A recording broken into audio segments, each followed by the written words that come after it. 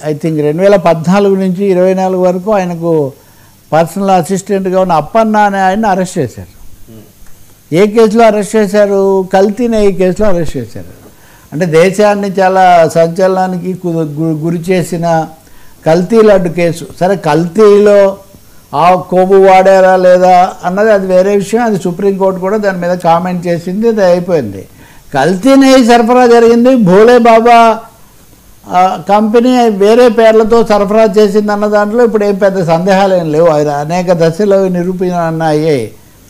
కాబట్టి దాని మీద ఎవరు దర్యాప్తు జరపాలి అన్న చూస్తే ఆయన ఇంతవరకు వైవి సుబ్బారెడ్డిని అడగడము ఆ పేరు ఎప్పుడు రాలేదు. వివిధ దశల్లో అనేకం జరిగాయని. కానీ ఆయన చైర్మన్ కదా చాలా ఎక్కువ కాలం. ఇప్పుడు ఆయన కార్యదర్శిని ఈ కేసులో అరెస్ట్ చేశారు. 3 రోజుల పాటు ఆయన విచారిస్తారు. అప్పుడు ఏమేం జరిగింది, ఎవరి పాత్ర ఏంటి అని అక్కడ తెలుస్తారని. ఇప్పుడు వైవి సుబ్బారెడ్డిని ఈయన చెప్పిన దాన్ని బట్టి లేదా ఈయన తర్వాత కంటిన్యూషన్గా వైవి సుబ్బారెడ్డిని కూడా విచారించే అవకాశం పూర్తిగా కనిపిస్తుంది.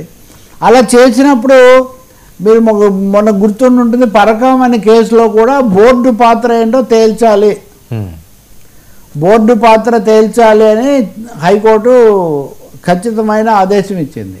కాబట్టి బోర్డు ఏం చేస్తుంది, ఇట్లాంటివి అడగటం కోసం భూమన కరుణాకర్ రెడ్డిని అడగవచ్చు, వైవి సుబ్బారెడ్డిని కూడా, అప్పుడు వైవి సుబ్బారెడ్డి ఉన్నట్టున్నారు, అడగవచ్చు అనమాట. కాబట్టి ఆ విధంగా ఈ కేసులు కొంచెం తిరగదోడు పడుతున్నట్టుగా కనిపిస్తుంది.